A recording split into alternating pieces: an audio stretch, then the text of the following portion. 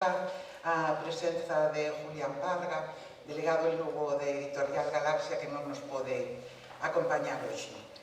E, por suposto, as grazas a Antón Bamondo, autor do libro, por convidarme a participar neste acto, que non deixa de ser un xuntoiro ben original, xa que se nos convoca para pensar. Algo que, evidentemente, só pode facer un filósofo, xa saben, un deses seres especiais que ama o saber e que, ademais, quere compartir ese saber. É moi de agradecer, por tanto, que non devolvimos ás presas, ás veces sen saber onde, en o que nos ocupamos do urxente ou do cotiá. Alguén mire máis aló e se empregue en imaginar como poden ser as cousas se collemos outros camiños. Iso é precisamente o que fai Antón Bamonde neste libro, no que comeza desmontando un dos mitos que segue en vigor. Galicia é rural.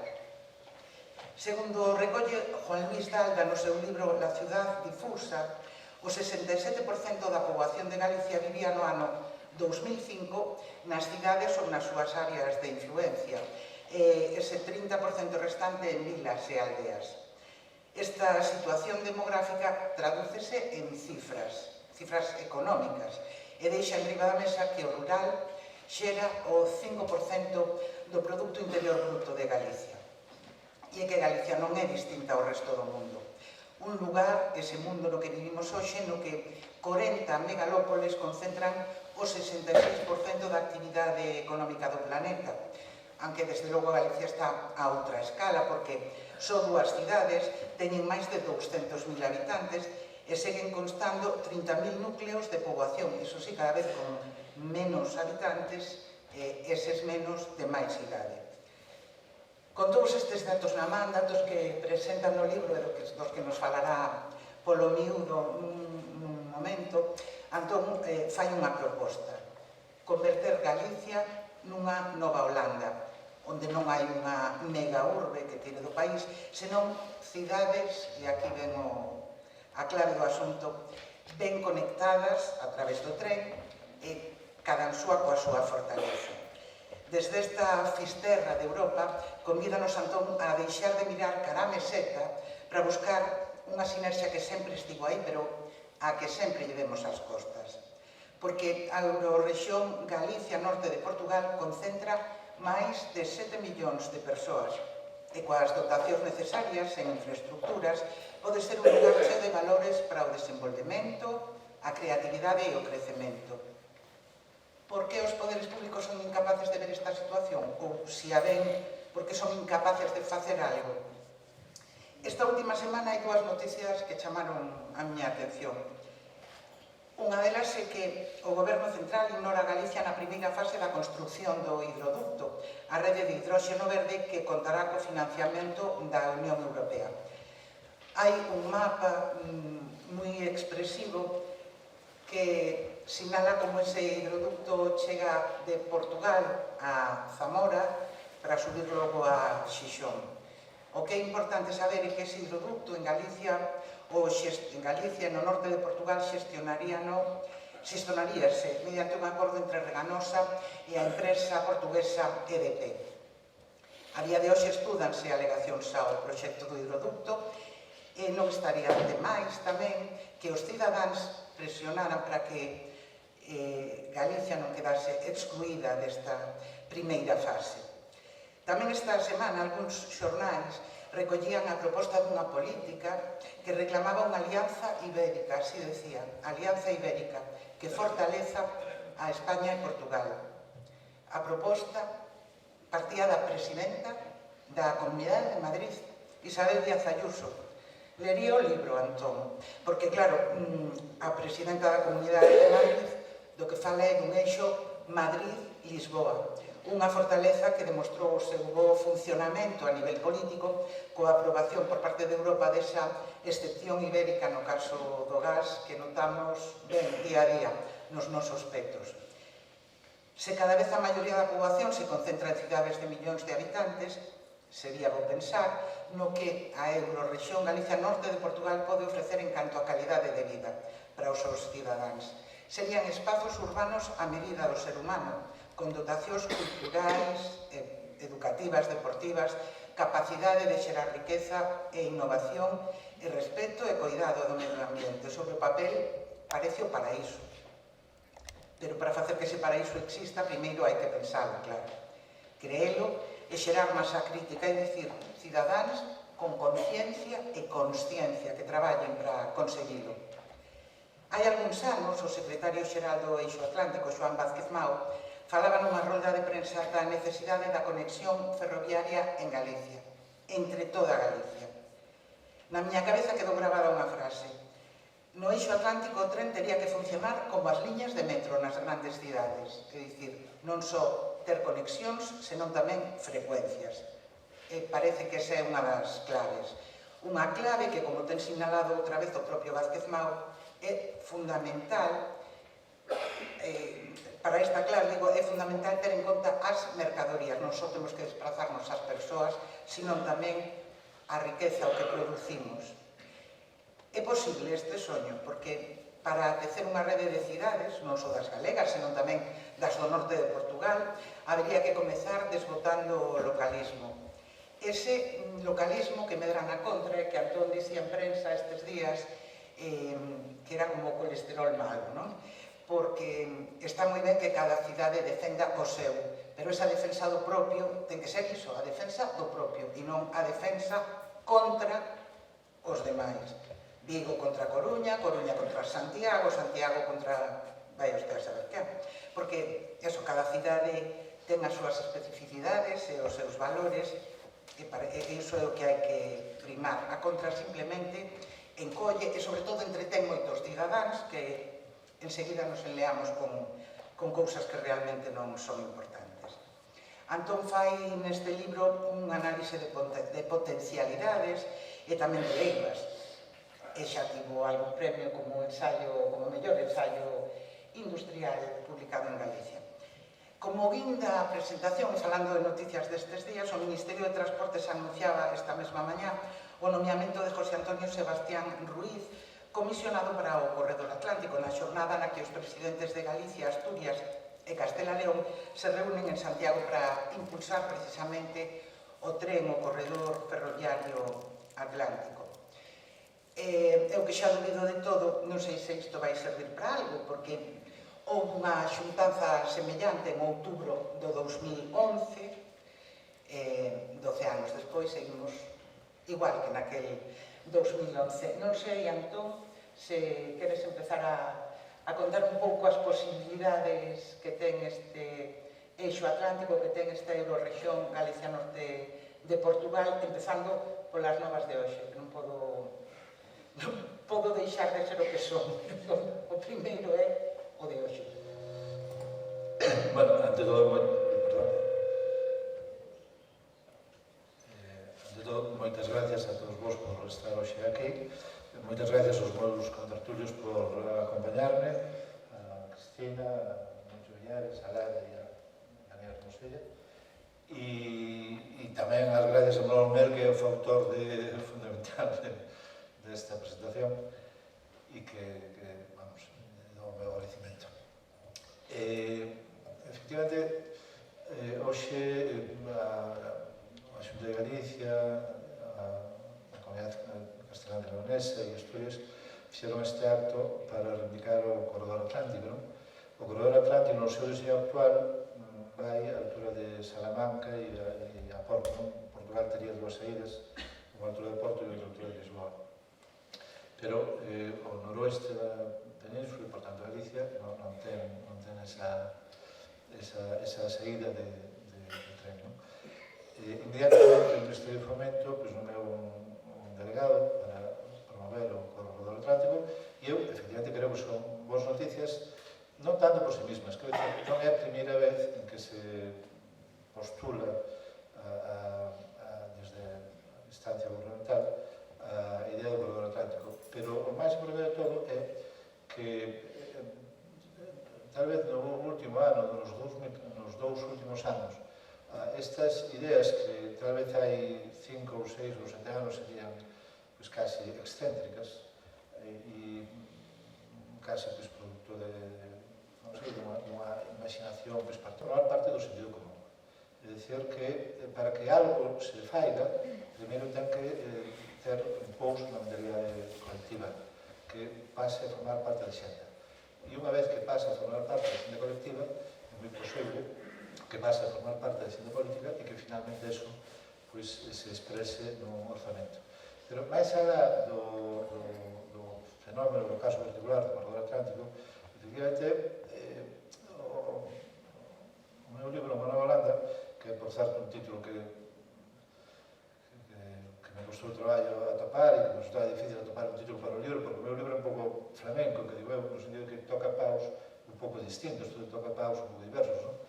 Non son sociólogo, non son economista, non son xeólogo, non son historiador, e fixen, digamos, un ensayo que se va a ter elementos que proveñen deses ámbitos, non? E Uma Nova Holanda, en ese sentido, vamos, en flamenco toca moitos paus, e entón eso mesmo me deparou moita dificultad a hora de topar un título, non? Finalmente topei esta frase de Monsodiu, que é un ilustrado galego, polonés, que dice que Galicia podía ser un reino por muchos títulos respetables na Nova Holanda. Nova Holanda se entende como exemplo de país productivo, rico, desenvolvido, etc. Pero esa Holanda, ao mesmo tempo, ten outra unha analoxía con Galicia. Galicia non é España, nin é Francia. Quero dicir con isto que Galicia non ten unha cidade que se encabezaleira. España, pois, na súa época moderna, pois, ten que ver pois, con a Casa dos Borbóns, que importan, digamos, un modelo centralista, radial, francés. Pero, en gran medida, a España contemporánea está concebida como unha, digamos que Madrid concibe toda España como un interland do seu propio espacio económico. E, digamos que a súa concepción das comunicacións do AVE, etc., cando Aznar, deixo que o famoso, de unir que cada capital de provincia tuvera non máis de 3 horas de distancia a Madrid, estaba dando unha nova volta de tuerca a este modelo radial e centralista. Pero, decía, Galicia é máis como Holanda no sentido que non hai unha cidade que ocupe unha xerarquía no territorio. Vigo ten 300.000 habitantes, Coruña un pouco menos, todas as cidades galegas son relativamente pequenas, son, na linguaxe técnica, son cidades medias, que non sobrepasan un millón de habitantes, e ninguna delas ostenta ese papel de xerarquía urbana que, sin duda alguna, ostenta Madrid no plano peninsular ou París en Francia. E, por tanto, Holanda é un modelo para constituir unha rede de cidades que, a poder ser, señan o máis compactas posible, é dicir, que eviten a cidades parexidas, onde todo o mundo construye de onde quere, pero, e ao mesmo tempo, que esas cidades compactas estean ben unidas por tren. Pero cal é a idea de fondo? A idea de fondo é que as cidades son as que crean valor, as que crean, son os lugares que vivimos nunha economía do coñecimento, o coñecimento e a información son os que xeran valor e actividade económica, en última instancia, transferencia tecnolóxica, e as cidades galegas son pequenas, se están ailladas, é dicir, se non sirven como pequenos laboratorios de ideas onde se poden facer, onde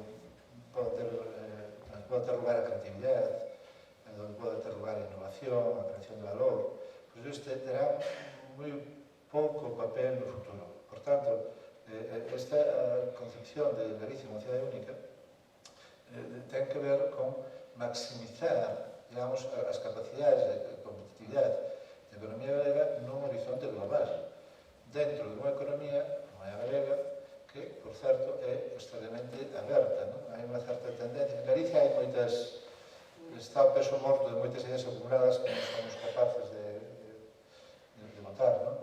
De arriba, non? Entón, hai unha tendencia extraordinaria a pensar que Galicia é un país rural, que a súa población é agraria e todo isto, non? Evidentemente, o libro primero está pensado para dar os datos, para decir, non, isto é unha sociedade urbana, como mínimo un 70% da población de áreas urbanas, e non só iso, senón que é unha sociedade que a súa economía é moi aberta, prácticamente todo pode para exportar, e digamos que o seu futuro, pero que é unha sociedade pequena, que ten un PIB que está decrecendo nos últimos lustros, unha demografía tamén que está decrecendo, uns rapaces novos moi formados que teñen que mirar porque non hai traballo. Entón, se Galicia quere ocupar o seu lugar dentro do contexto de economía global, pois ten que, primeiro, facer masa dentro da súa propia trama urbana e, segundo, crear unha economía de aglomeración con Portugal, con norte de Portugal, pero realmente con toda Francia hasta Lisboa. Efectivamente, se un collo o mapa da Península Ibérica, onde está a población? Pois no eixo mediterráneo. Onde está a población? Pois en Madrid e en toda a súa contorna, que é extraordinaria. Viví en Madrid hai xa tantos anos, non corro tantos que pasaron.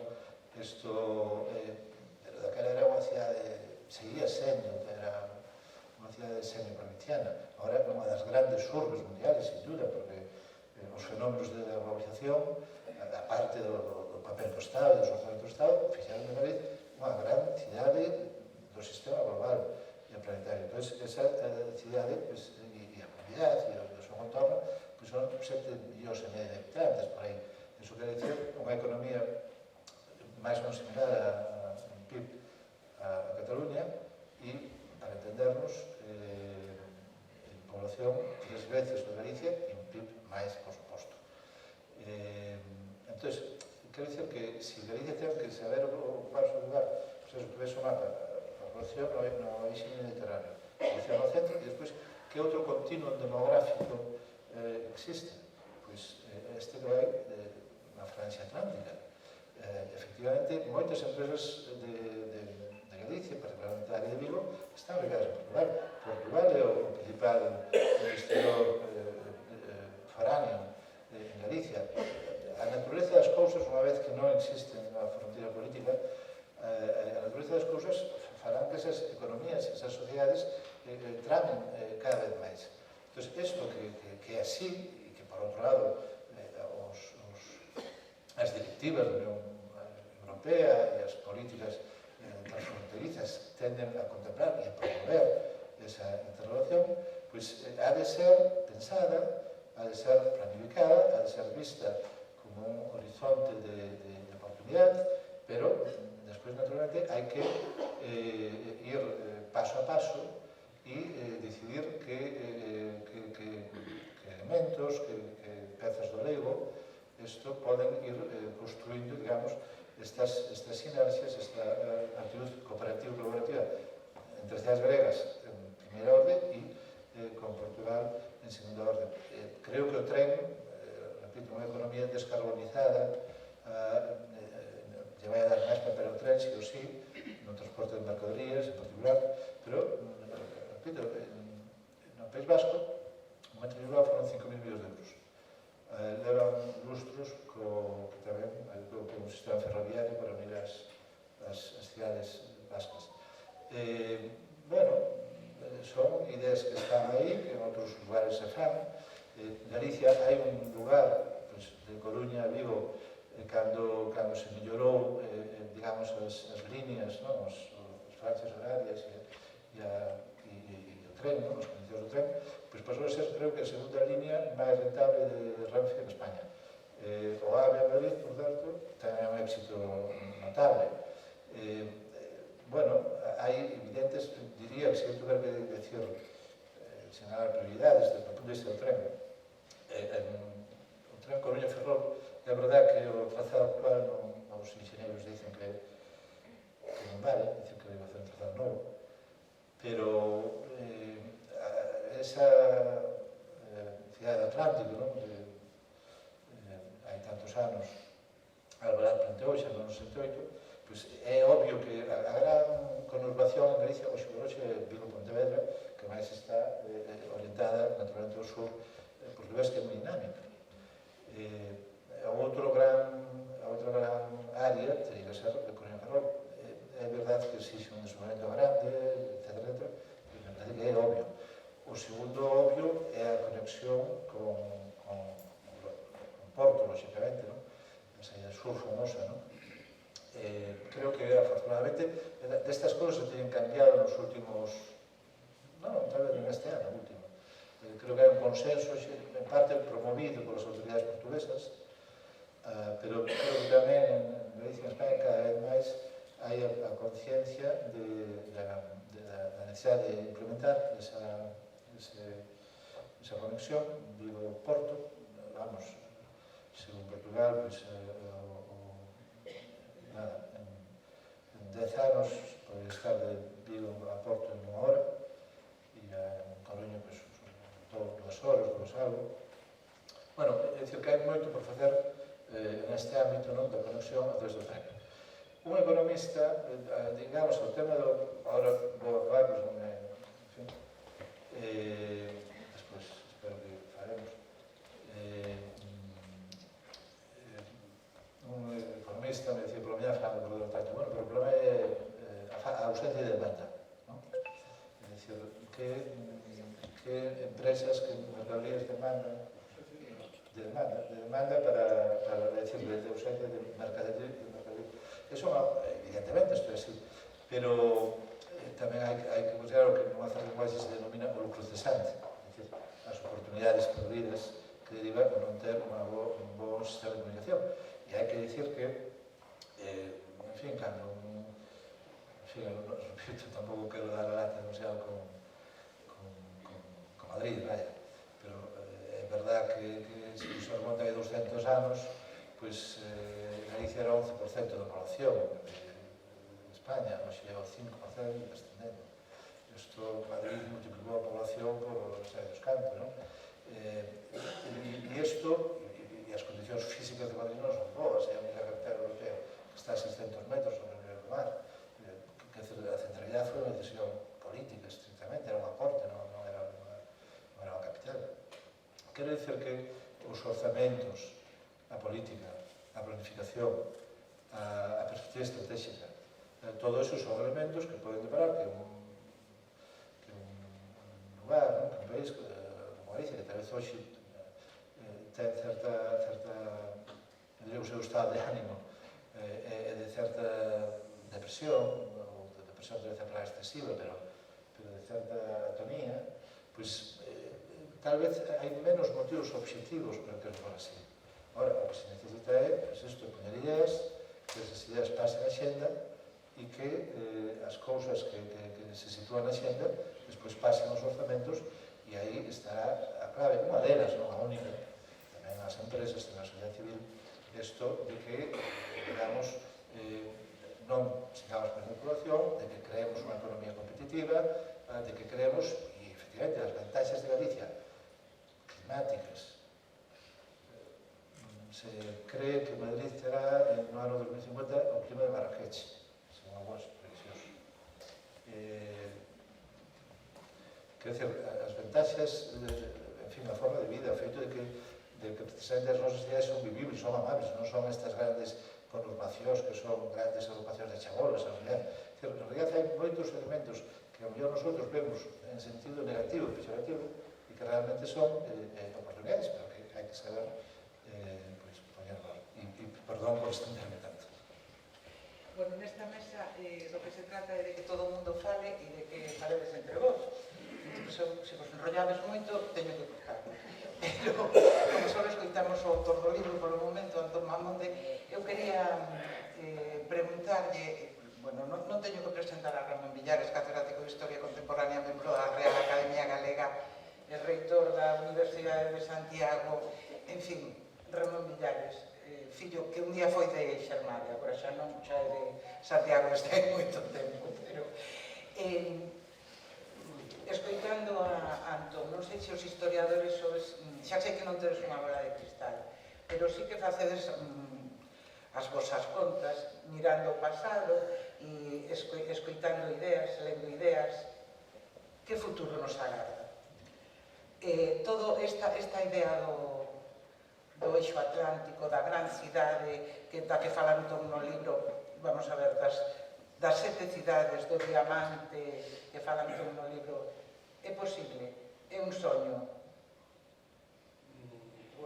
Boas tardes. Sí, se supón que eu estou aquí como historiador, pero sempre esa seducción do futuro, como... non sei que pasa aquí. Perdón, bueno, porque digo que sí, a mí era un pouco máis cómodo falar do pasado, pero non... Ahora non se oi? Sí. Pero non lle faigo ascos a falar do presente.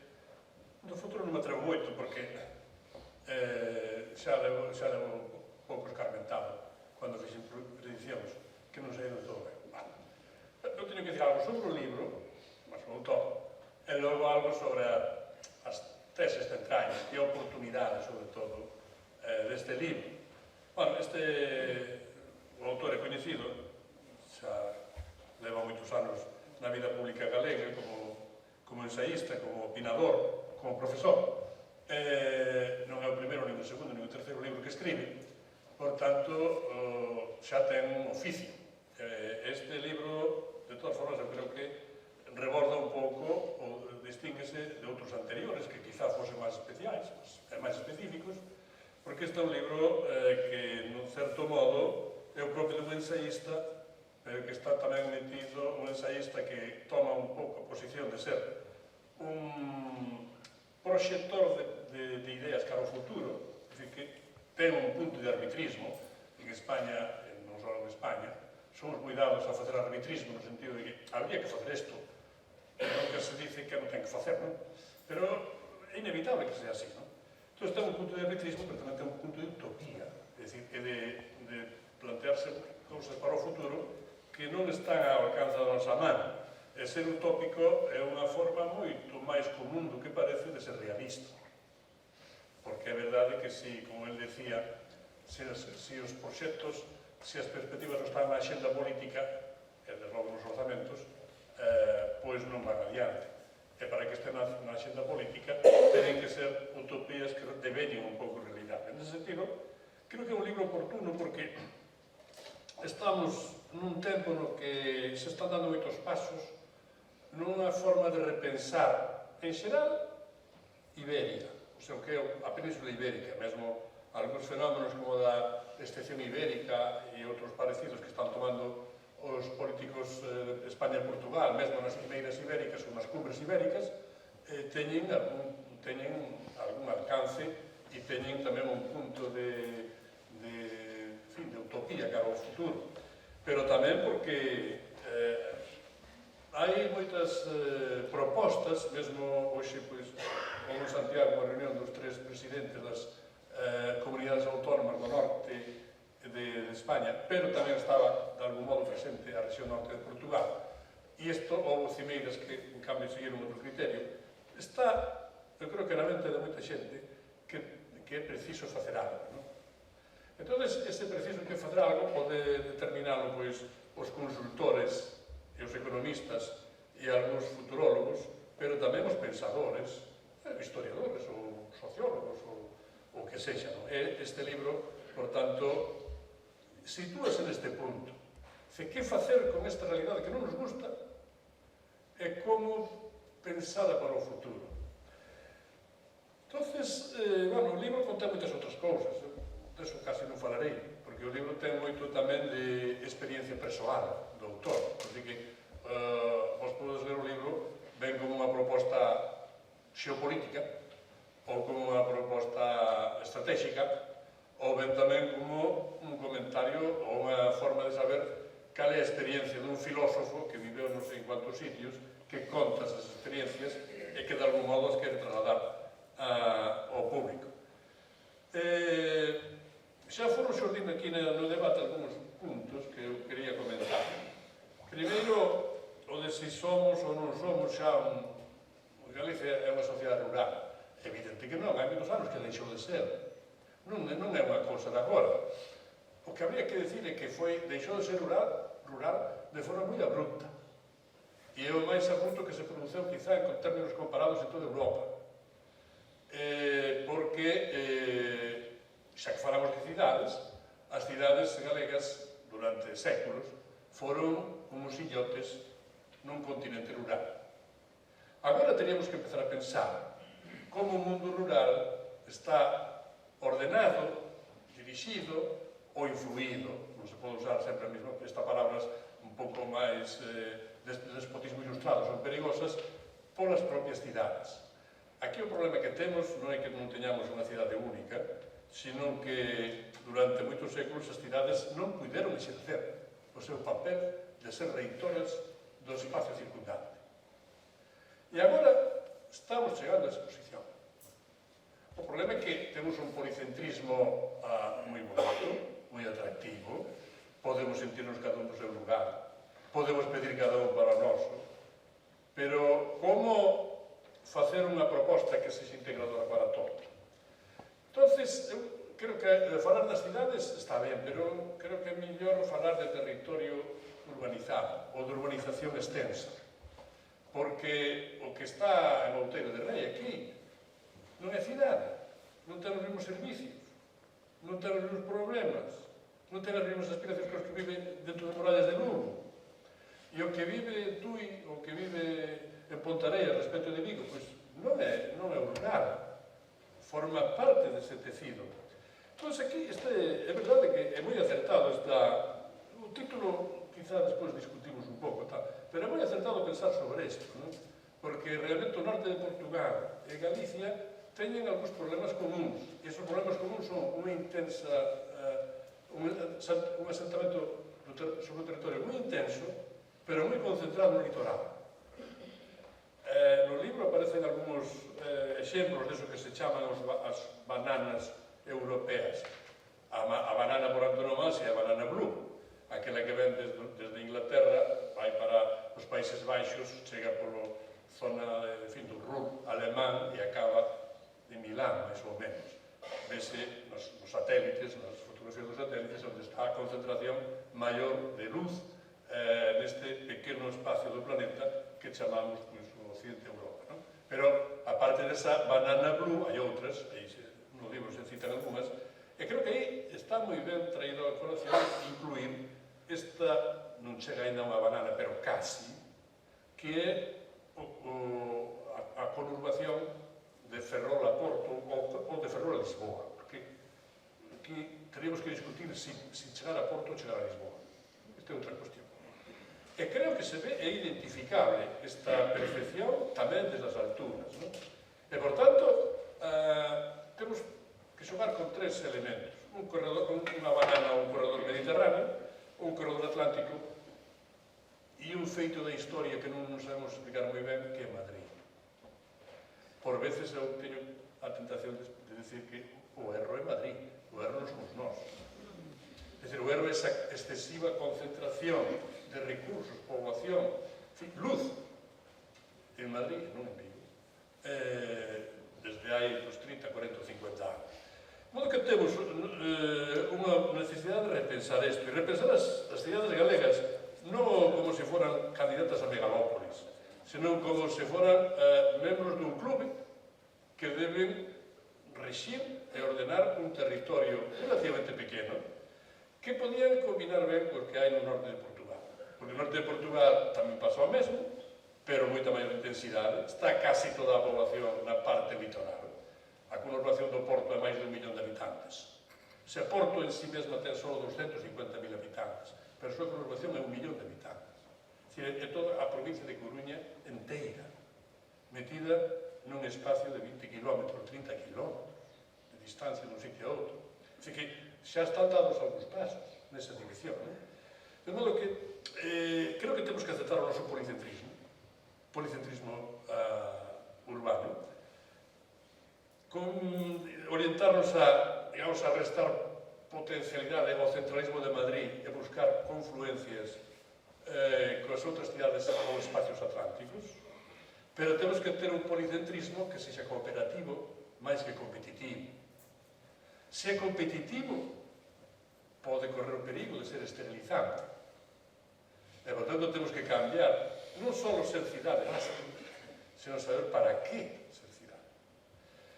No natural espacio no que nos movemos, hai dúas institucións que de algún modo representan isto. Unha representa as cidades, cuya presidenta temporal neste ano, creo, nestes anos, Lara, é dicir, o eixo atlántico, que realmente interpela as cidades, e fala das cidades, e identifica só as cidades, de que sexan con máis ou menos influencia sobre o entorno, sobre o territorio, e outra hai dúas institucións ou dos equipamentos institucionais moi desiguais, que son realmente os que están chamados a dar unha solución para isto. Por unha parte, o equipamento, o réxime da autonomía en Galicia, e por outra parte, a Comisión de Coordinación e Desenvolvemento Regional, neste caso norte de Portugal, hai 5, saben, Comisións de Coordinación e Desenvolvemento Regional en Portugal. O máis importante, o máis activo, o que move máis recursos é a Comisión de Coordinación do norte de Portugal e a Autonomía de Galicia, con independencia das cidades, é dicir, Lisboa ou Madrid, estamos con outros lugares. Entón, aquí temos, eu creo que, unha oportunidade bastante grande de pensar Galicia nesta dirección. Isto significa pensar se debemos seguir con 3 aeroportos, se debemos dar máis ventaxas para que os medios de comunicación rápidos cheguen a Vigo e o resto de Galicia e non encontren, como se dicía antigamente, aquelas pontiñas que había entre Galicia e Portugal, que tiñan feita astutamente polos salazarismos, quizá tamén por outros non salazaristas, que se chaman os gargaros, é dicir, uns cómodos, que impedían mesmo o tránsito. Podemos atoparnos con moitos bloqueos. En este sentido, é porque este libro é moi oportuno para repensar iso. Como lle chamamos a isto? Non o sabemos. Mesmo no libro aparece de vez en cando unha ocurrencia que tivo, non digo que sea ocurrencia dela, sino ocurrencia do Rui Moreira, o alcalde de Porto, que se lle ocurreu un día falar de Iberlux. Non sei, non tuvo que pensar moito, porque hai Benelux, Iberlux. Entón, eso non funciona, non ten que ver co Iberlux, non ten que ver co que son o Estado español, o Estado portugués e outros. En tal caso, habría que incluir a Andorra como pequeno Estado dentro destes 2 Estados. Como funcionar con estes 2 Estados e coas autonomías é delicado. Eu visto desde Galicia, sempre me chama a atención a dificultad que ten isto, porque temos que contender con 3 discursos nacionalistas, todos poderosos, uns máis que outros. O nacionalismo español, o nacionalismo portugués, en este caso o nacionalismo galego, e debería haber, pero non hai, o nacionalismo do norte de Portugal. Non hai ese discurso que podera ser equiparable ao que ten Galicia, por exemplo. Porque aquí, como lle chamamos a isto, decía, é que Galicia ten un nome, España ten un nome, Portugal ten un nome, pero como chamar a rexión norte de Portugal? Non pasa de ser unha denominación xeográfica. Está composta de 3 grandes bloques moi desiguais entre sí, tras os montes, o Miño e Porto. Teñen identidade? Bueno, teñen alma sobre que construir un futuro. Hai que traballar neso. E nós tamén temos que traballar os galegos nesa mesma dirección. Por tanto, o libro eu creo que é oportuno porque permite, se pon sobre a mesa, pon sobre a nosa axenda intelectual a necesidade de repensar este campo da Península Ibérica, este campo atlántico. Segundo, que presta que ten a vontade de integrar o norte de Portugal neste discurso, e de que sexa, recoñezo, difícil. En fin, eu levo bastante tempo asistindo a moitos debates e coloquios, en fin, de repensar, pero repensamos e non acabamos, non? Algún día estará todo isto máis ou menos feito, non? Pero creo que hai bastantes dificultades. Por tanto, podemos ser unha nova Holanda? Probablemente non, porque Holanda era un imperio, foi un imperio. Somoza Monsuriu, si pensaba na Holanda, cuya Ámsterdam fose Coruña, e que fose a capital dun comercio atlántico. Pero Coruña non exportaba nada propio, exportaba o que viña do norte, do Báltico, e de Holanda, ou de Francia, ou do Reino Unido, con destino ás colonias americanas. O que había aquí portaba algo de tecidos e algo de produtos primarios, pero moi pouco. Entón, ser Holanda foi un gran imperio.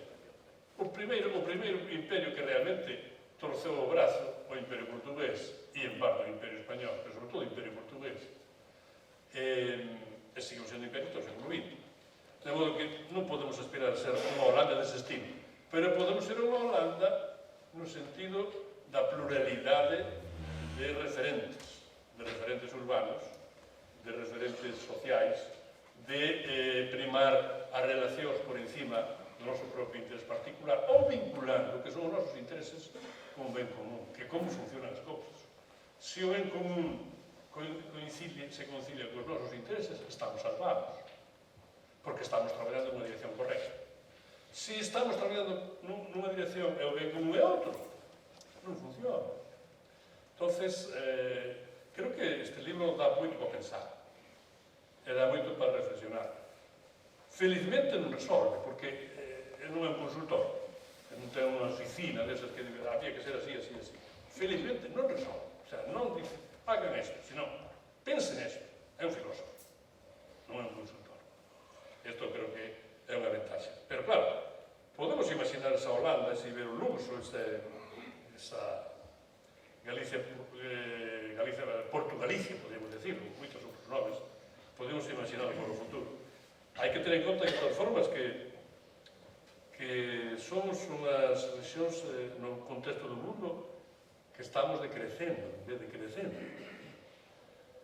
En fin, Galicia actualmente ten menos de 2.700.000 habitantes. O norte de Portugal debe ter 3.600.000, 3,6 ou 3,7, pero estamos nunha posición progresivamente decrecente, con unha capacidade de incorporación de inmigración moi baixa, especialmente en Galicia, frente ao que sucede no Mediterráneo, frente ao que sucede na Banana Blue, frente ao que sucede en Madrid.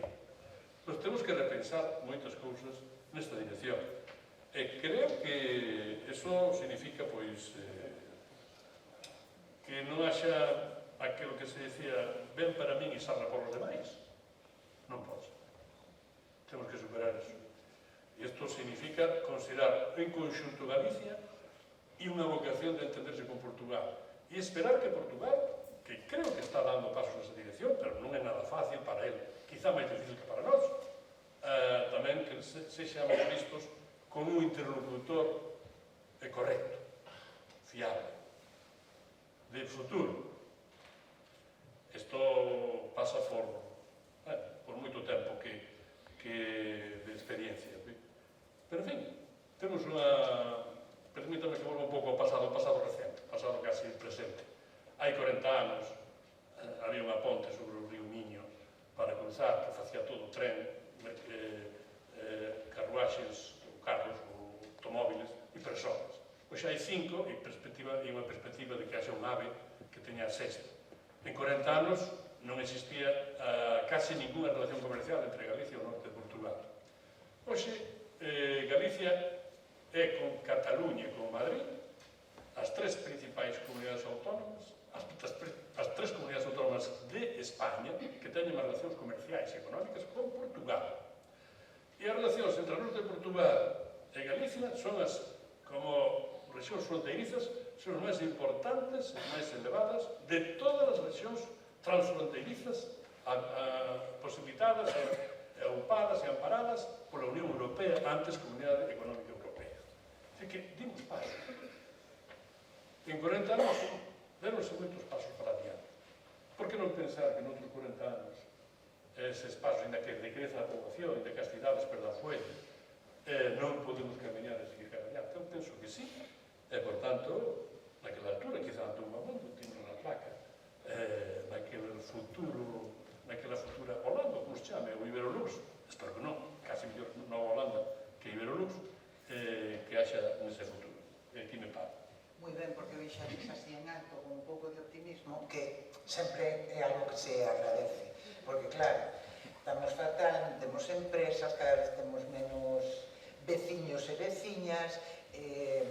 Ramón Villares, como profesor de universidade, sabe ben que temos aos rapaces, aos mozos e as mozas mellor formados de xeracións, pero que unha vez que os formamos marchan porque aquí non hai emprego, en fin. Así que mellor pensar... Bueno, pero hai unha cousa, perdón, que se interrompa. Nada. Están tamén formados que atopen emprego en casi todo o mundo. Claro, menos aquí, que triste. É igual que yo traballar aquí. Pero eso non é culpa dos mozos. No, claro. É culpa dos que non somos mozos. Pois mira, é que estaba pensando, falou Antón Bamón de que é o culpable de que esteamos hoxe aquí con todas esas propostas interesantísimas no libro, filósofo. Fala Ramón Villares, historiador, contándonos historias interesantes. E chega un momento da parte práctica, non? Isto era a parte teórica, porque agora convén escoitar a Lara Méndez, alcaldesa de Lugo, presidenta, como decía Ramón Villares, do Eixo Atlántico, na presidencia por turno, e non sei eu, os políticos, as políticas, como manexan estes temas. Imos reunión tras reunión, eu dicía ao principio que esta reunión de hoxe en Santiago entre presidentes de comunidades autónomas parece un calco da que se celebrou no 2011, ben digo, vai facer 12 anos, e seguimos, igual dentro de outros 11 volven reunirse para volver a exixir. Non sei cando se dan os pasos, como se dan, se hai moita discusión, e sobre todo indo tamén ás propostas desta nova blanda, é posible de verdade que as cidades galegas deixen de competir, o que decía Ramón Villares, se comecen a cooperar con transparencia, con... Eso é posible, é real. Bueno, pois moi boas tardes a todos e a todas, é verdade que un placer estar aquí. Contestando xa de entrada a esa primeira pregunta, é posible? Sí. É fácil? Non. Todo é posible, todo se pode realizar, eu creo que con vontade, pois evidentemente, pois adiantaremos moito. Pero hai unha realidade, un pouco recollendo as intervencións de Antón, a quen que agradezo tamén pois, a invitación e o feito de facer este libro, porque ao final falábase de pensar, debatir e crear opinión, que ao final é o imprescindible, ¿no?, para poder chegar a puntos de acordo, e que esas opinións pois non compartamos ou diferamos moito, pero hai que pensar, debatir e crear opinión para poder chegar a acordos, para poder despois, que tamén se dixo, metelo nesa xenda política, que é fundamental, con orzamentos, que son imprescindibles, e eu, se me apuran un pouco, hasta diría un punto máis, non? Con publicacións no BOP, DOGA ou BOE, onde correspondan, porque a veces quedan os papeles dos orzamentos e non se materializan. Por lo tanto, tamén a execución é fundamental. Pero aí tamén entramos despois en outra coyuntura que é complexa, que estamos nos cargos públicos, que temos a responsabilidade de tomar decisións e de executar esas decisións, estamos tamén con esa espada de Damocles do tempo, dos 4 anos das legislacións, dos mandatos, e sabendo dos procedementos, pois a veces somos moi cortoplacistas. Creo que isto é unha reflexión que hai que facer e que hai que poñer en riba da mesa, porque os tempos non permiten a veces ter unha altura de miras e unha proyección de futuro, sobre todo cando hai que tomar decisións que non son nada fáciles, que son posibles, pero difíciles, porque é moi difícil chegar a acordos e a veces é difícil evitar esos localismos propios, pero que a veces non nos axudan a ser competitivos como territorios, non nos axudan a ter un horizonte de futuro mellor. Eu creo que deberíamos de ter todos máis altura de miras e poder chegar a acordos para poder chegar a esa finalidade. Como presidenta do Eixo Atlántico, un organismo sin ánimo de lucro, que ten a vontade de tamén xerar follas de ruta e directrices, non ten a capacidade de materializar, executar ou incidir a mellor na medida que quixéramos. Si é certo que en algunos casos se foron conseguindo nos 30 anos de vida do Eixo Atlántico moitos logros e pasos pequenos, pero pasos importantes, pois esa Eurorrexión que funciona como esa gran cidade en moitos eidos, ambientes que moitos nos costa máis, non? Sobre todo no medio das infraestructuras, pero moitos eidos culturales, as inerxias funciona e enriquece, e vemos pois, a importancia de esa globalización e traballar pois, con esas inerxias e conjuntamente pois, dá os seus frutos, en algún caso pois, costa máis, porque xa non depende só da vontade pois, de darse 41 casi xa actividades que vamos a formar parte, xa se aprobaron pois, as últimas tres na última comisión executiva que se ratificará no mes que ven pois, na asamblea que imos a celebrar.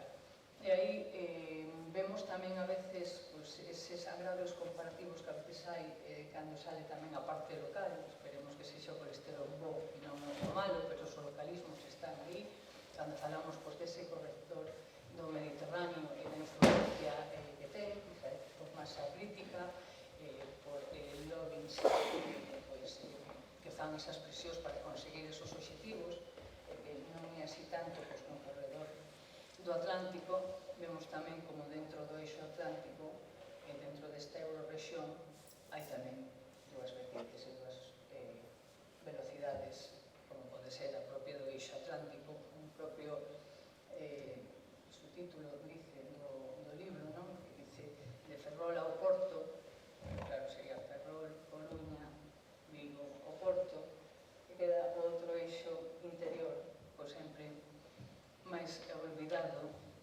e con menos ou con máis dificultades, non? Para acadar tamén eses obxectivos de crecemento conxunto de competitividade territorial que tamén pois, a mellor un pouco o que se busca, non? E o vemos porque estamos pelexando dende o eixo Atlántico, pois esa conectividade do norte de Portugal coa meseta, dende pois, esa saída sur de Vigo, pero tamén queremos despois ter esa conectividade dende Lugo, Coruña, Ferrol, porque senón quedaría tamén o norte de Galicia, pois aillado social e económicamente, porque se quedamos aillados territorialmente temos tamén unha desconexión despois unha dificultade para ter un crecemento social e económico aparellado pois ao que queremos como cidades, non? E como cidades, pois, todas e cada unha das que conformamos o eixo Atlántico, que queremos é que as nosas cidades teñen capacidade de futuro, capacidade de crecemento, de riqueza, e tamén despois queremos que esas cidades cómodas, habitables, donde vivir pois, cómodamente con unha calidade de vida.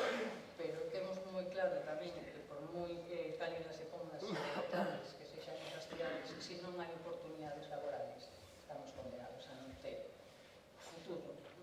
E, por lo tanto, ten que ir aparellado pois, a creación de oportunidades laborales e o crecemento económico para evitar pois, toda esa fuga de talento e reter o talento pois, nas nosas cidades. Facemos, ademais, un gran esforzo inversor en formar. Os formamos tremendamente ben, como decía ahora Ramón.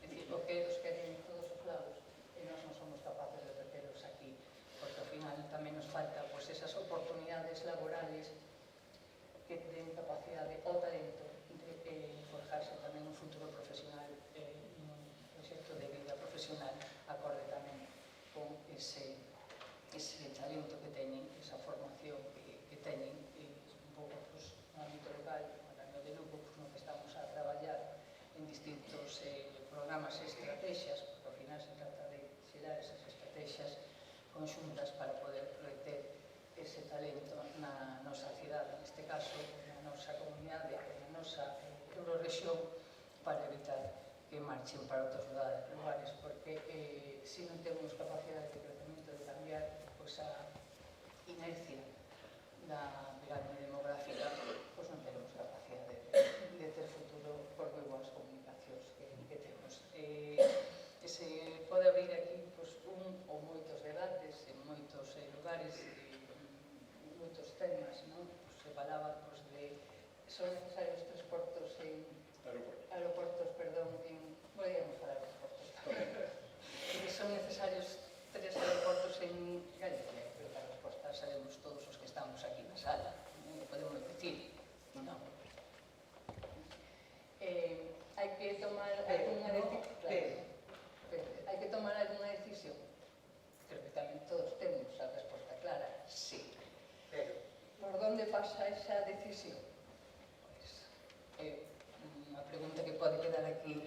aire para debatir, non?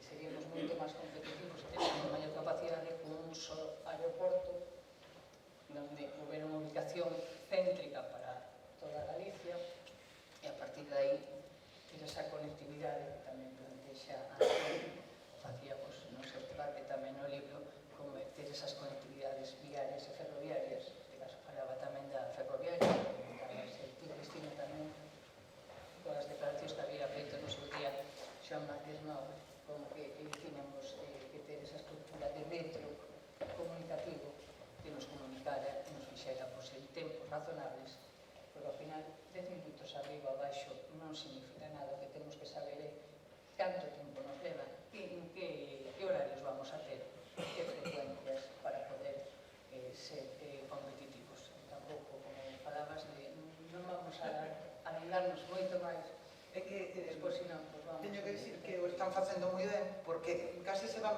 dando paso uns a outros. Lara falaba da parte política, do difícil que era poñer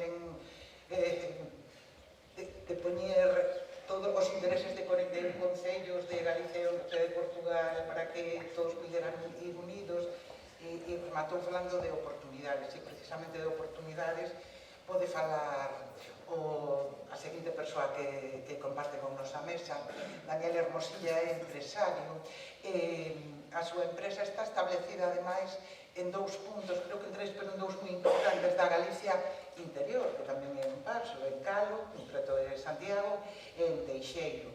É unha empresa que ten 180 traballadores, máis ou menos, que é galega e que cree en Galicia, porque cando escoitaba falar a Lara pensaba no milagro irlandés.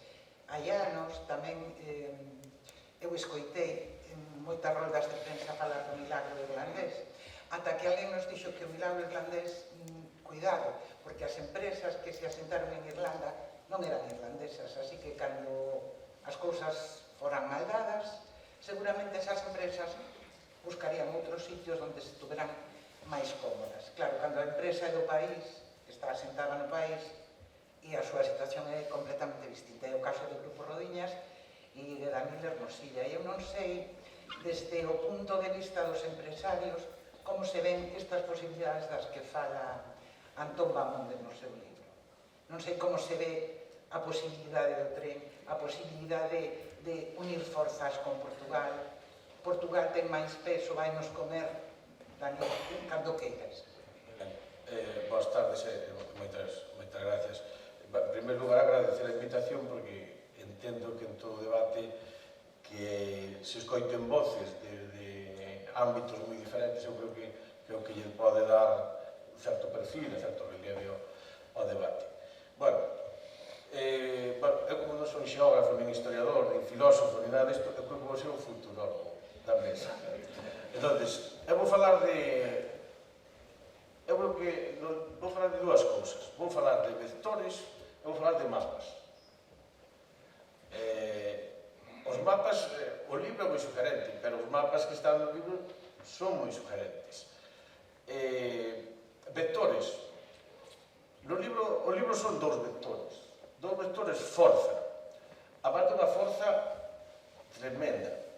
Por un lado está o vector de pensar Galicia e o norte de Portugal como unha certa unidade económica, como un certo mercado, isto hai que explicarlo, como decir, o mercado único europeo, pero, claro, por eso é o primeiro mapa. Se miramos os números, vemos que en Galicia hai grandes empresas que actúan en mercados globales, con uns niveles de exportación tremendos. O que pasa é que están un pouco distorsionadas, porque casi toda esa actuación a nivel mundial está moi concentrada en moi poucas compañías.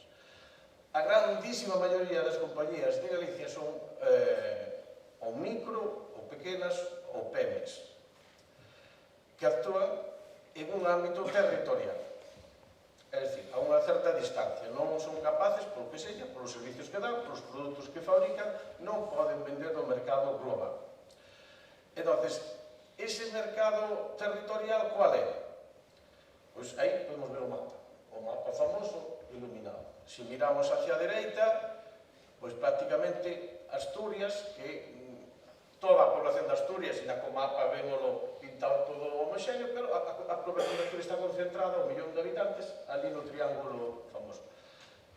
Castilla e León prácticamente é case un deserto demográfico, prácticamente hasta chegar a Valladolid case non atopas un mercado, unha población de certa entidade. Entón, claro, na economía hai unha máxima fundamental. O nivel de especialización dunha economía depende do tamaño do mercado. Eu digo así de corrido, xa o dixo Adam Smith. Claro, entonces, todas estas compañías cambian radicalmente a súa posibilidade de medrar, a súa posibilidade de dimensionarse, de actuar nun mercado de 3 millóns de habitantes mal contados, 2.700, a actuar sumándolle todo ese norte de Portugal. Cambia totalmente. Isto xa se está producindo dunha forma natural. Estos fenómenos eu creo que, independientemente da voluntad política, independientemente do que se faga, eu creo que de forma natural ocorre. O que pasa é que, se non se ordena, se non tal, pois poden aparecer criaturas ao mellor non deseadas. Quer dizer, ahora, eu creo que o comercio de Galicia con Portugal, a partir da eliminación das fronteras, que se multiplicou por 10 nos 10 primeiros anos, unha cousa así. Quer dizer, sigue ese ritmo. Eu creo que é fundamental para moitísimas empresas. Xa o temos naturalizado. Nós traballamos a mesma naturalidade en Portugal que aquí. Pero eu faría unha advertencia moi importante, creo. Xa apuntou o profesor que non temos nada parecido a Porto en cuanto a tamaño, en cuanto a volumen. E non só medindo por tamaño por volumen, claro, Porto é a segunda gran urbe do Estado. Quer dizer, o que implica isto. Entonces, en Porto están pasando cousas que aquí non pasan. É dicir, ali están chegando proxectos dun calado e dunha intensidade e dunha dimensión que aquí non hai.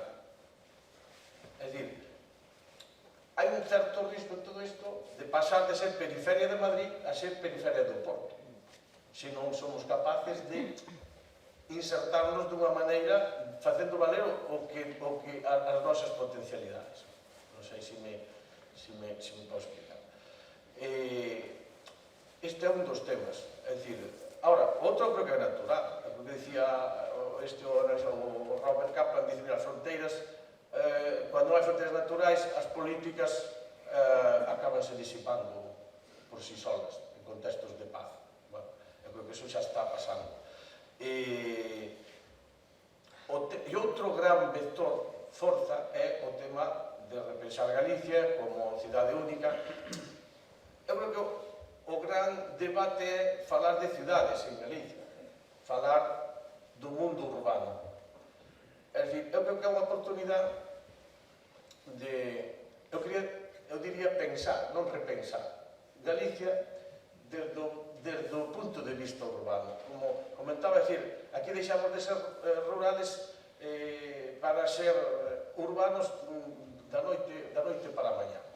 E iso creo que ocasiona un montón de distorsións, é dicir, distorsións de todo tipo, distorsións de abandono do territorio, da produción, de que todo está a monte, pois hai incendios, bueno, pero tamén incluso na propia idiosincrasia da xente, quer dicir, eu creo que non hai un relato urbano de Galicia.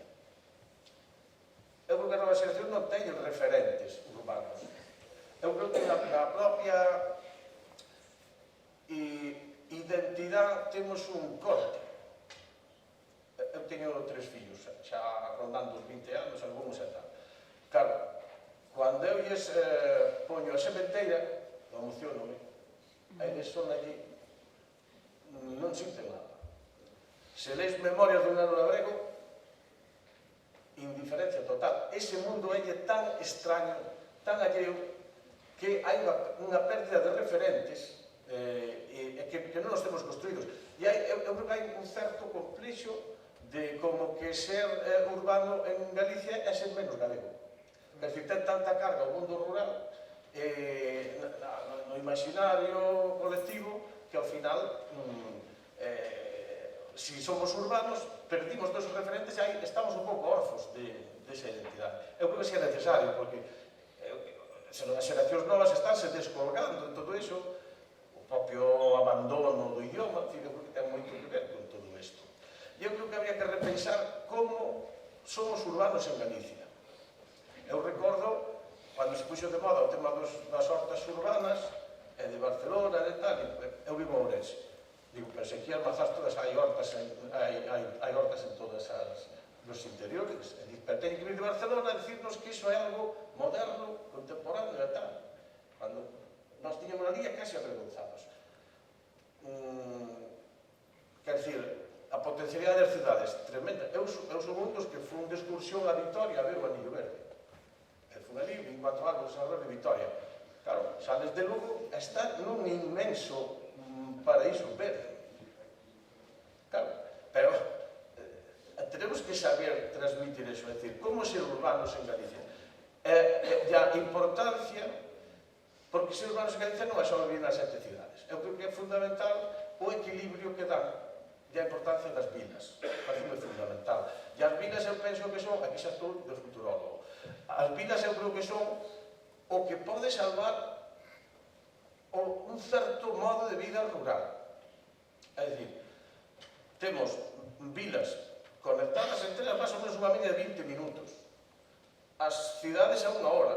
É dicir, eu creo que é unha malla perfecta, eu creo que é implantación sobre territorio ideal.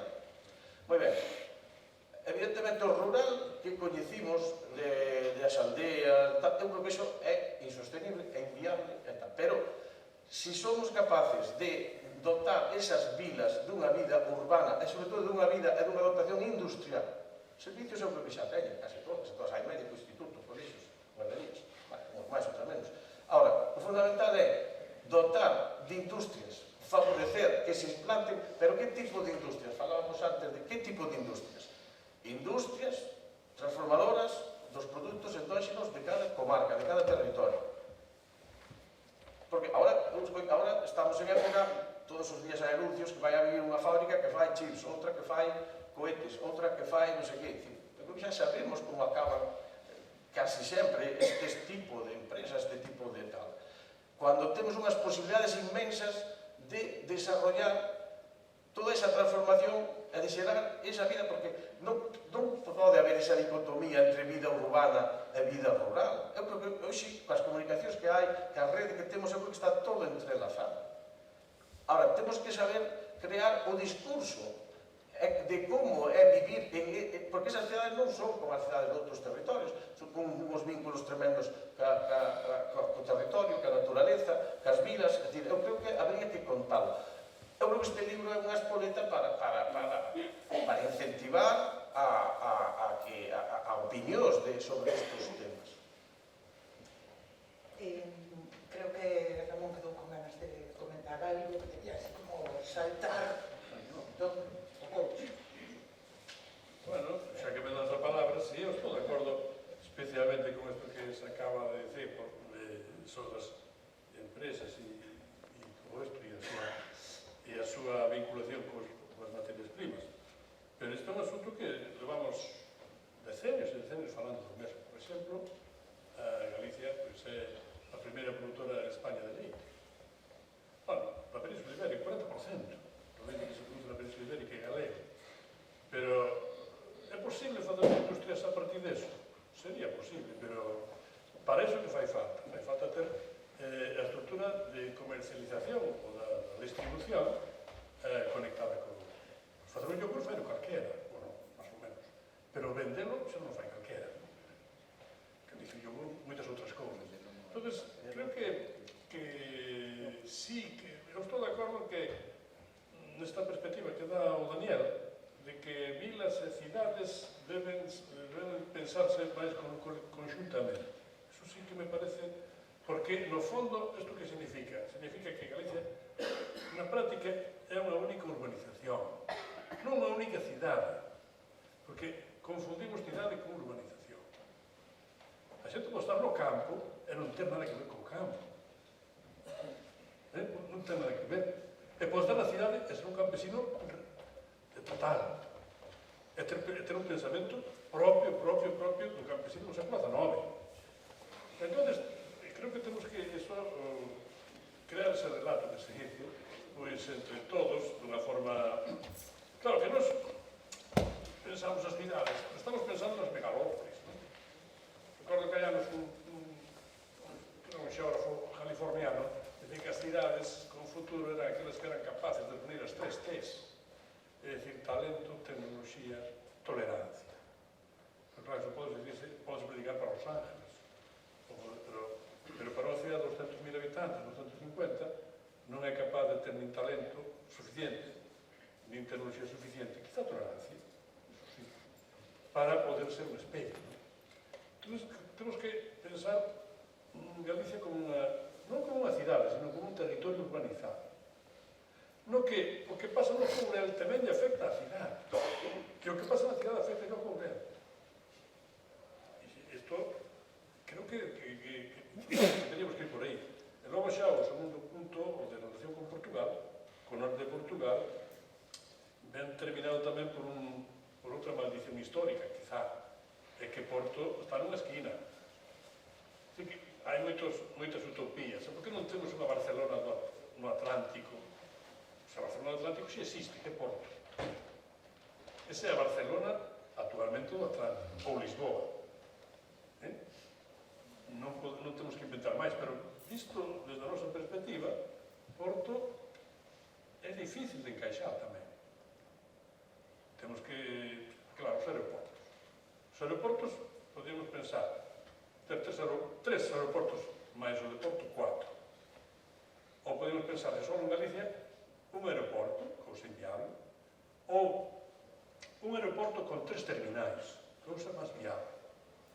Se poda aterrar en Vigo, en Santiago, na Coruña, pero sendo o único xestor desas 3 terminais. Pero que significa eso? Significa que ten que estar comunicados, que podes subir o avión en Vigo pola mañá e aterrar pola tarde en Coruña, e poder ir ao coche a Vigo. E así sucesivamente. Entonces, hai pasos que nos costa moito dar. Porque, ahora, por exemplo, cal é o gran debate no norte de Portugal? Como levar o AVE ao Porto. Pois o AVE non vai ir Porto-Braga, senón vai ir Porto-Sacarneiro. E de Sacarneiro a Braga. E de Braga xa veremos cando chega a Tui. Pois están pensando nunha conexión cidade, metrópole urbana, con aeroporto. E, bueno, estas cousas poden facerse, pero hai que gastar os cartos ben. Por exemplo, Galicia tuvo, nos anos que levamos da Unión Europea, 22.000 millóns de euros, 22.000 millóns de euros de fondos destinados a elevar a nosa propia situación, benestar, etc., para equiparalo, para facer cohesión, digamos. O sea, para que non haxa rexións, unhas moi ricas, outras moi pobres, etc., que é un dos grandes trunfos, eu creo que da Unión Europea. 22.000 millóns de euros salen a 700 millóns por ano. O orzamento da Xunta é o 10% do orzamento da Xunta en promedio. Estou pensando así, simplemente sin fazer moi ben os números. Isto está aproveitado, non está aproveitado? Foi aproveitado ben? Non sei. Non sabría dicir.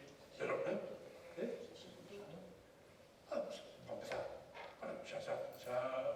a pericia política xa me dice ese executor, claro, son mellor non, pero eu aí non entro, porque non sei. Podía entrar se soupera, pero non teño máis. Logo, en fin. Teño entón, obedecendo, por favor. Deixo.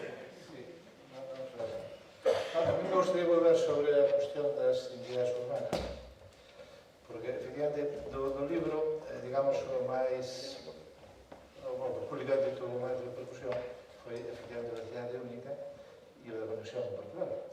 Desde modo, a terceira parte, que a mí me parece que está mellor escrita, que é máis agradable, a mí me parece así, é un intento moi rápido de dar unha pintura sobre o que podrían ser as cidades urbanas de Vigo, Coruña e Santiago.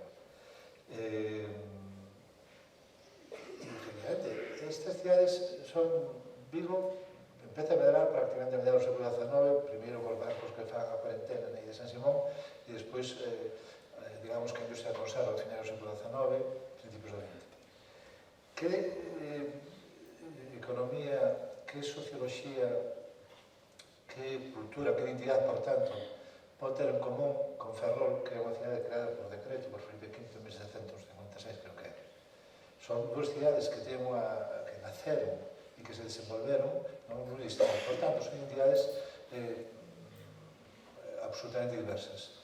O mismo vale para a Coruña. A Coruña, efectivamente, o famoso liberalismo coruñés ten que ver cando o comercio de Sevilla e Cádiz perde o monopolio e, efectivamente, a libertad de comercio e se crea unha certa dinamismo con Coruña e aí nace o famoso liberalismo coruñés que, efectivamente, caracteriza de un modo o relativo poderío económico e o desenvolvemento desa cidade. A cidade, ou Santiago, unha cidade milenaria e de trazos ben distintos. Digo isto xa Lugo, 2000 anos, un campamento romano no origen e a cabezadeira, digamos, do territorio. Unha das cousas, por certo, se me ocurre pensar agora por unha das anécdotas que conto no libro, que da inicio Gonzalo Méndez, que é un cartógrafo de Vigo, e co exército francés na Guerra de Independencia, parte do seu fracaso ten que ver cos mapas, con que colleron un mapa que facía a Galicia máis estreita e, por tanto, situaba Lugo máis no centro do país e, por tanto, se equivocaron totalmente o que podía ser a control do territorio en relación a Vigo e Pontevedra, etc. Pero, bueno, en todo caso, son estas cidades, teñen identidades moi diversas e, efectivamente, estas identidades a veces parece como que non existen. Apenas si, creo que nos últimos anos sí que hai unha gran producción, seña páginas web, seña bibliográfica, seña, por suposto, na prensa local, pero no imaginario galego, efectivamente, as identidades urbanas a veces eran como pecaminosas. Creo que ten algo que ver, entendo que no caso particular do nacionalismo galego, o rural, digamos, foi un pouco o que para a xeración do 98, para a Unidade Fidal e para o nacionalismo español foi Castilla, é dicir, o reservorio da esencia. Claro, cando tú decides que o rural é o reservorio da esencia galega, estás dicindo que as cidades non o son, por oposición. E, naturalmente, é un equívoco que, efectivamente, hai que apartar moi rapidamente. E o mismo, pero, naturalmente, ese equívoco vai dar man co outro, é dicir, que a dificultad en reconocer aquelas características das diversas entidades e o modo en que na historia ten xerado esas entidades. Calquera que teña vivido, e efectivamente no meu caso, en Coruña, Vigo, Santiago, Lugo, que viví en Lugo, e un poquito en Ourense, isto sabe que efectivamente son sitios de caracteres diversos e, naturalmente, que hai un apego, isto que chamamos efectivamente localismo bo, un apego a propia é como a identidade personal. Todo, sin caer no exceso narcisista, toda identidade necesita ter unha boa relación con si mesmo. E iso que vale para calquer persona individual, vale para as cidades. E, por tanto, efectivamente, Vigo, Lugo, Coruña, Santiago, teñen que ter este grado de identidade estable, de apertura, unha identidade sana. E isto non é un problema, é algo positivo. E cando as cidades compiten no bon sentido, no sentido de emular, etcétera, pois eso é bom. Eu que sei, Coruña, por exemplo, Coruña é un caso moi típico. Coruña, porque despois hai, cando se pensa sobre Coruña, sobre as cidades, se debe pensar que terá que ver o Vigo de antes da guerra co Vigo de despois, é dicir, co Vigo de Citroën. Posiblemente está pouco estudiado isto. Que ten que ver Coruña, que era un sitio onde os republicanos federales tuveron unha maioría sempre, desde finales do 19 hasta prácticamente a Guerra Civil. E que despois tuveron unha represión extrema. Que diferencias hai entre a Coruña de antes da guerra e a Coruña de despois da guerra?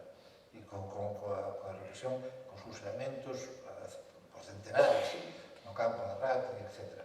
Quer dizer, son todos estes elementos, eu no libro intento tamén darlle un papel ao costumismo, non? Pois no caso de Coruña, pois o círculo, Coruña tuvo moita vida no século XIX, o círculo dos artesáns, vamos, toda a tradición musical coruñesa, que é extraordinaria, Marcial de la Daliz, etc. Bueno, hai todos os elementos de valorización, digamos, de identidade urbana, e por certo, eventualmente ligado ao nacionalismo galego, porque o galeguismo, porque no caso de Coruña, Pascual Béjica, Chané, etc. En aquel momento, os coros e a música, pues era un elemento fundamental da sociedade galega da época e se construía, digamos, non se construía, se construía intentando crear unha música galega. Entonces, e todo isto parece como se non existiera, ocupa moi pouco espacio na conciencia do país. E isto me parece que é unha injusticia enorme. É verdade que as cidades eran pequenas, é verdade que o 60% da población que Galicia viveu un proceso de segrarización máis brutal isto de Europa Occidental e que ademais é moi recente ao tempo, etc. Pero con todo e iso hai efectivamente unha identidades urbanas que tomar en consideración, que reivindicar e que teñen que formar parte da memoria colectiva e teñen que formar parte tamén do apego de cada un de nós ao seu propio contexto de vida. Se non facemos isto, se non temos este mínimo sentido da creencia, ¿no? Pues, polo propio ámbito de vida, pues pouco podemos facer, ¿no? Por outro lado, tamén debo dicir, isto digo é totalmente aparte, pero efectivamente eu son de formación filosófica, e efectivamente moitas filosofías, curiosamente, non veo tanto que ver por aquí, non tiene que ver con autores como Simmel, como Sennett, autores, en realidad, da tradición filosófica, e que en moitos casos, que é o... porque todos o sabemos, as cidades son aqueles sitios onde pode ser unha máscara, é dicir, onde tú non estás fixado a unha entidade que está decidida por unha comunidade, por a dictadura da aldea, que decía Stendhal. E, por tanto, hai moito de bom nas entidades urbanas. E, repito, eu empezo o libro dando unha pintura en 2008, a primeira vez na historia do mundo, da humanidade, en que hai máis población urbana que rural. En 2050, según a ONU, o 70% da población mundial vai ser urbana. Eso non quere dicir non é bo, porque frecuentemente as cidades non son cidades, son megalópolis de 100 millóns de habitantes, pues, en China, en fin, no curso dos ríos, do Río das Perras, etc., en Estados Unidos, etc. Precisamente, nosotros, sin embargo, temos un sistema urbano que é modesto, de dimensións, efectivamente, pues non somos, digamos, dar por casa, eso significa vivibles ainda, pero que ao mesmo tempo que necesitan redimensionarse, digamos, na competencia económica global, formando parte da súa área económica natural, que é a Francia Atlántica, e ao mesmo tempo ten que recrear unha cultura urbana, ou unha diversidade de culturas urbanas, isto que lle dé amenidade, diversidade e calidez a vida, a nosa vida, vaya, e que nos permite precisamente a ver, canta xente hoxe vive en Coruña, trabalha en Santiago, a miña muller estuvo anos, e eu mismo, indo de Vigo a Santiago constantemente, non? Eso é hoxe casi común en todas partes. Entón, eso forma parte tamén da nosa identidade. E tamén é un elemento de bueno, non sei, son como elementos que hai que poñer sobre a mesa, poñer en valor, e repito, romper a veces con preconceptos que están moi establecidos e que a veces adoptan formas moi sinuosas e que dificultan, digamos, un reconocimiento do que temos diante dos ollos, vaya. Eu teño unha pregunta para Daniel, e que quede coas ganas de saber. Antes dicías que había proxectos en Porto que aquí non hai. Non sei se é... gustaríame saber por qué. Si é porque as empresas ou as grandes corporacións apostan por Porto pola súa situación xeográfica, ou polos o número de habitantes ou si desde o poder político portugués se está impulsando, non sei por qué. Hombre, vamos a ver, ese tema, digamos, xa hai unha serie de anos que, sobre todo no sur de Galicia, no? Toda a área de Vigo, empresas de Porrillo, todo isto, pues falábase da fuga de empresas. Ao principio xa se decía, no, que, claro, é que a man de obra é máis barata. Vale. Sí, vale. É que o suelo industrial é gratuito. Vale. Claro, pero siguen, o fenómeno sigue. Despois, claro, empezaron a aparecer máis cousas. Depois, decir, eu conto moitas veces, eu tiño un cliente industrial, bueno, extrusionados de aluminio, inyección de plástico, industrial, con dúas fábricas aquí. Entonces iniciou a construcción de unha en Galicia e outra en Portugal. Unha pezona, a de aquí pezona 3 anos antes, e ainda hoxe non funciona. E a de Portugal xa leva funcionando un par de anos. É dicir, eu creo que hai unha capacidade de agilizar os trámites, que depois tratouse de copiar e de tal, pero bueno, eu penso que sigue sendo así.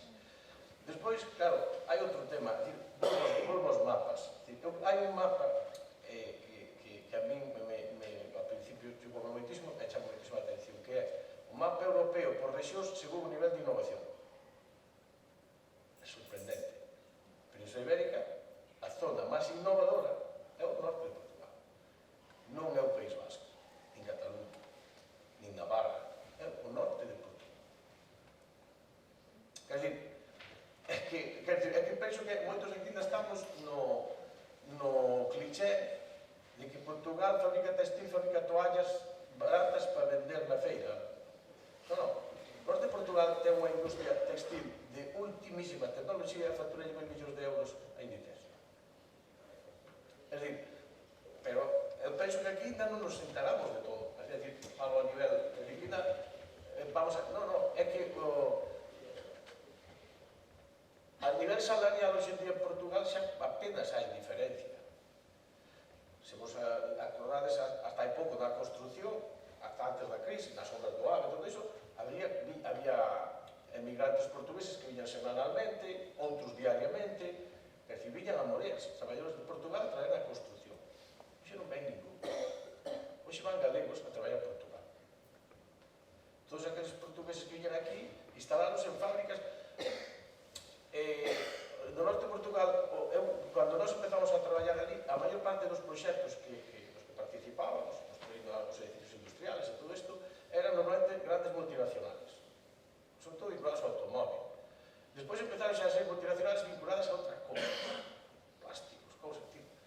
Despois empezou a haber proxectos propios de empresas portuguesas, o textil, a madeira, en produtos diversos, pero proxectos dunha ambición e dun tamaño moi superior aos que te podes encontrar aquí por término medio. E pois non só eso, senón un perfil xa de empresariado quizá diferente. Por exemplo, unha importancia absoluta do deseño. É dicir, vamos, ninguna das cousas que fixemos era un galpón, por decir. Iso denota moito, que é unha visión estratégica do produto, da imaxe de marca, da imaxe de país. Ali fixo moito, a arquitectura portuguesa é conocidísima en todo o mundo, teñen unha marca de país. Barosiza, Sotomoura. Quero dicir que, cando falamos de conectarnos con Portugal, que penso que aquí ainda non somos conscientes do que estamos falando, é dicir, que é un fenómeno e a donde queremos ir vamos hacia lá é un fenómeno moito máis potente do que nos imaginamos. Evidentemente, é dicir, hai moitos proxectos que non sei que vinculación poden ter co tema de fiscal, non sei que, pero ali hai, pois sí, destes fondos de inversión que invirten desde residencias de estudiantes, xeriátricos, hoteles, moito máis que aquí, é dicir, hai unha intensidade moito maior en iso. Pero eu penso que é un conglomerado de todo. Pero iso que además vai acompañado, a ver, Porto está construindo 7 líneas novas de metro,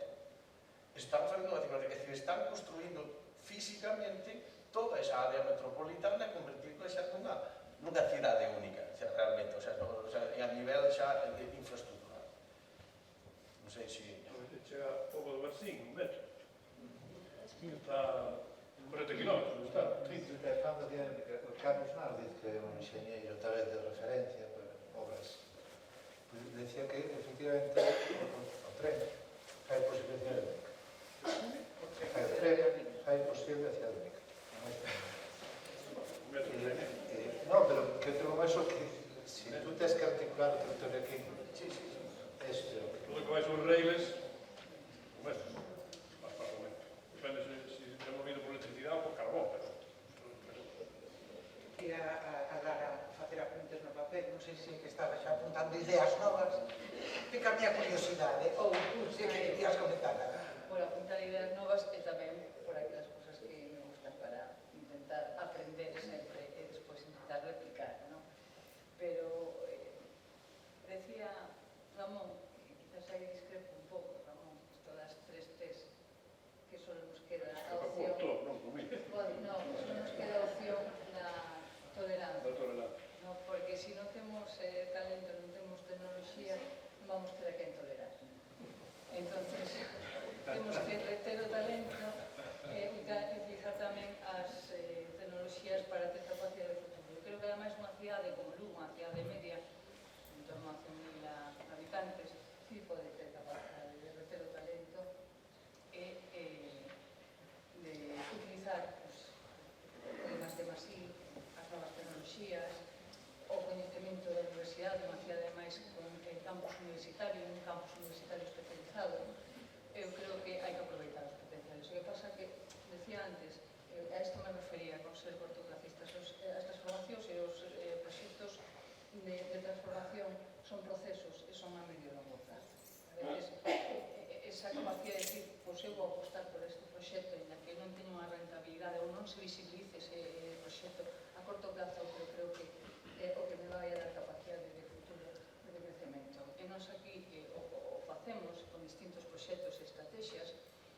Poño un exemplo, cando queremos utilizar a madeira como elemento estructural que, a súa vez, nos permite tamén ter un crecemento non só tecnolóxico e industrial, empresarial, sino que permite tamén o desarrollo da zona rural, un concello como Lugo, donde temos 330 km cuadrados, inmensa maioría do noso territorio rural, con 54 parroquias, eso nos vai a dar capacidade de crecemento tamén no rural. E se poñías antes o exemplo do sector lácteo, no forestal todavía temos maior porcentaxe de producción en Galicia, en Lugo, e o que temos que utilizar ese coñecemento que aporta a universidade para crear empresas e, despeito, aproveitar que nos pase como leite, que se nos grandes productores engadido non está en Galicia.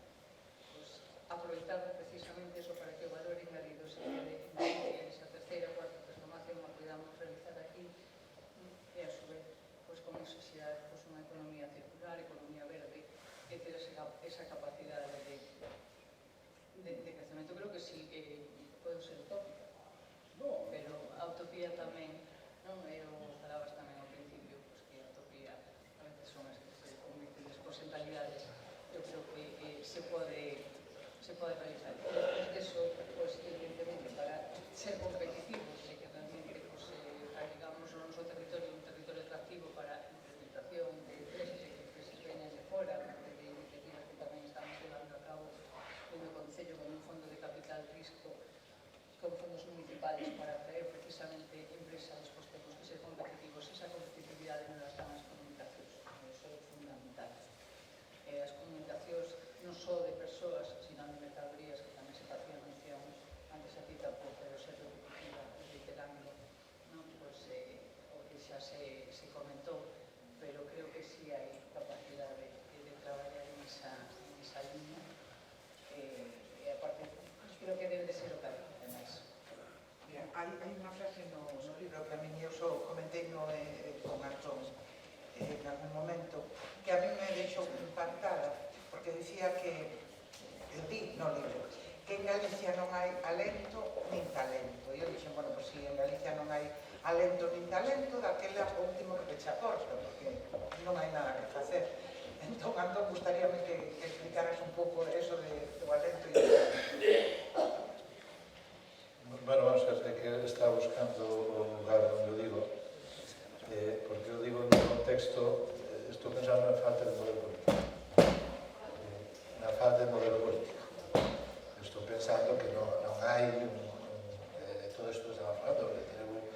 No libro intento diseñar, digamos, crear opinión, efectivamente, nunha certa dirección, pois, para promover, pois, un certo modelo político que me parece plausible, verosímil, pois, para promover o crecimento.